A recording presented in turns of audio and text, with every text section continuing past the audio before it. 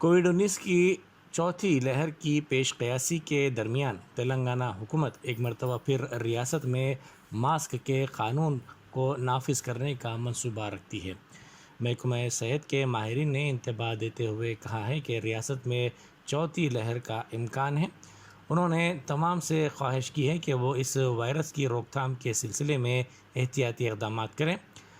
Doctors ने आवाम पर जोर दिया है कि वो मास्क लगाएं, समाजी फासला इख्तियार करें और हाथों को जरासीम से पाक बनाएं।